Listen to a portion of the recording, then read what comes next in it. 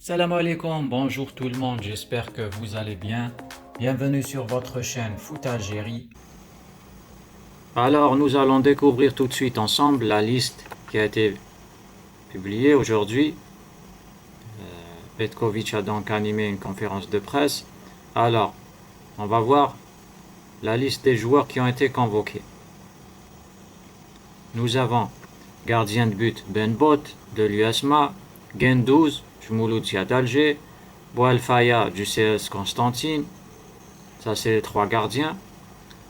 En défense, nous avons Ait Nouri, Hadjam, Touba, Ben Sebaini, Tougaï et Mandi, et Atal. Nous avons aussi Guitoun. Donc voilà, au milieu, nous avons Zerouki, Ben Taleb, Boudaoui, Kebal, Maza, Awar, Amoura, Ben Rahma, Belaïli, Marez, Haj Moussa, Benzia, Shaibi, Gouiri et Bouneja.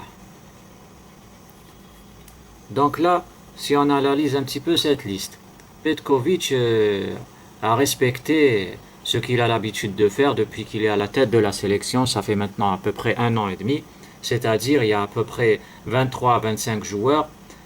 C'est les mêmes depuis son arrivée, il ne change rien du tout, il continue avec le même groupe. C'est pratiquement une liste.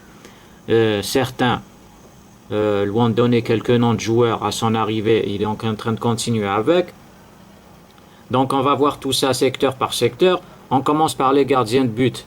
On a Ben Bot, comme d'habitude, convoqué. Gendouz, comme d'habitude, convoqué. Il a supprimé Mandrea, il l'a remplacé par Boualfaya. Voilà.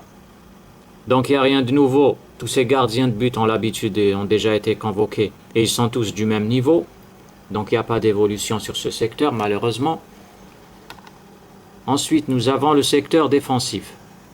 On aurait aimé voir Petkovic procéder à des réformes, à des changements sur ce secteur. C'est notre point faible majeur. Malheureusement, ça ne s'est pas fait. Et ça, je pense que ça ne va pas se faire. Je pense qu'il va continuer comme ça. Donc là, nous avons Ait Nouri qui est blessé. Je ne sais pas pourquoi il l'a convoqué. Hadjam, c'est un très bon joueur. Il a l'habitude d'être convoqué, il n'y a rien à dire. On a le retour de Touba qui a souvent été convoqué sauf dans les derniers regroupements. Donc il a supprimé Madani, il a récupéré Touba, un joueur qu'on connaît. Ben Sebaini, bien sûr. Tougaï comme d'habitude. Et Mandi comme d'habitude. Où sont les joueurs nouveaux qu'on peut tester en défense comme Nahir, pas convoqué. Où sont les joueurs qui ont participé à la dernière CHAN dans l'axe de la défense, pas convoqués. Où en est-on avec la prospection dans les pays européens et les autres pays dans le monde? Rien pour l'instant. On continue avec Mandi, Tougaï et Touba et Ben Sebaini comme d'habitude. Voilà. En arrière droit, bien sûr, comme d'habitude, Atal, Guitoun aussi, alors qu'on a d'autres arrière droits qui sont beaucoup mieux que Atal et Guitoun, comme par exemple celui qui est parti récemment en Italie, j'ai oublié comment il s'appelle, vous allez me rappeler ça dans les commentaires. Il jouait en Belgique la saison dernière et il est maintenant passé en Italie. C'est un très bon arrière droit, toujours ignoré. On a l'autre arrière droit de Bari, Dorval. Je viens de me rappeler de son nom. Très bon arrière droit, excellent. Toujours ignoré, comme d'habitude. Donc on garde des gens comme Atal et Guitoun. Il a aussi supprimé Farsi, je viens de me rappeler de lui. Donc voilà. Au milieu de terrain, on retrouve Zerouki qui joue plus. Enfin, qui est un petit peu en baisse de forme. On a Ben Taleb. Ok, c'est validé. Boudaoui, oui, très bon joueur. Kebal, je suis surpris par la convocation de Kebal. D'habitude, il y a plein de joueurs qui font plein de bons matchs et qui sont très bons, mais ils sont toujours ignorés. Alors là, Kebal, il nous a fait 1 ou 2 bons matchs, il a tout de suite été convoqué. C'est bizarre, je trouve ça bizarre de la part de Petkovic, c'est pas dans ses habitudes. Enfin bref, en plus c'est un milieu de terrain, alors qu'on a des problèmes en défense, on ramène encore des milieux. Kebal, voilà. Maza, très bien. Awar, voilà. En attaque ou sur les côtés, on peut trouver Amoura, Ben Rahma, bien sûr. un des favoris. Belaïli comme toujours, Mahrez comme toujours. C'est les anciens, les vieux en baisse de forme, comme toujours.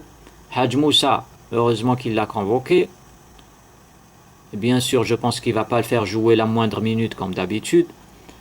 Ensuite, on a Benzia, comme d'habitude. Chaibi, bien sûr, comme d'habitude. En attaque, Gouiri et Bounedjah. Même en attaque, en réalité, il a supprimé Chiacha au lieu de le ramener et continuer avec Bounedjah. Et au lieu de ramener aussi d'autres attaquants de pointe, il y en a plein en Europe. Même si il ne joue pas dans des grands clubs, on continue avec Bounedjah. Bounedjah tout seul en pointe, comme attaquant. Voilà. Donc c'était ça, globalement, pour l'analyse globale de la liste. Bien sûr, il faut encourager l'équipe, il faut encourager les joueurs, il faut encourager le staff. Il reste 2 matchs de qualification pour la Coupe du Monde. L'équipe d'Algérie est pratiquement qualifiée.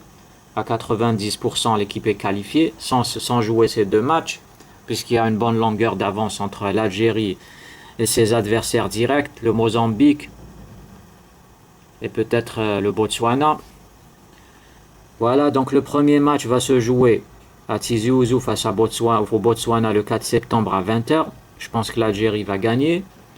Ensuite, le deuxième match, ça sera un déplacement le 8 septembre pour affronter la Guinée. Le match va se jouer au Maroc à 17h. Je ne sais pas pourquoi les Guinéens ont choisi le Maroc. Peut-être ils s'imaginent que ça va incommoder l'Algérie, mais c'est pas du tout ça. C'est bien au contraire. L'Algérie va jouer dans des conditions très bonnes au Maroc. Très bon stade, très bon terrain, un bon climat. L'Algérie a déjà joué au Maroc face au Burkina Faso il y a 2 ans de ça, je crois. Donc je pense que c'est un avantage pour l'Algérie pour avoir un bon jeu sur le terrain, une circulation fluide du ballon. En plus, les Guinéens ils sont éliminés. Je ne vois pas pourquoi, soi-disant, ils nous font jouer au Maroc. Pour des raisons peut-être un peu extrasportives. C'est un peu bizarre. Enfin, ils vont rien gagner hein, s'ils nous font jouer au Maroc. C'est au contraire. Donc voilà, c'était tout pour cette liste, ces 2 matchs. On va analyser ensuite plus tard les adversaires un par un. Voilà, donc j'espère que on garde toujours une petite espérance pour que Petković puisse un jour enfin décider de réformer les secteurs là où on a des difficultés pour essayer d'arranger nos points faibles. Car pour l'instant, c'est pas le cas. Et apparemment, il a décidé de continuer comme ça, au minimum jusqu'à la Coupe d'Afrique. Je pense que peut-être même jusqu'à la Coupe du Monde. Chacun assumera de toutes les façons ses responsabilités. Donc voilà, c'était tout pour aujourd'hui. N'oubliez pas de liker la vidéo, de vous abonner, de partager avec vos amis. Laissez-nous un commentaire en bas de la vidéo, donnez-nous votre avis sur cette liste. Voilà, merci à vous, au revoir.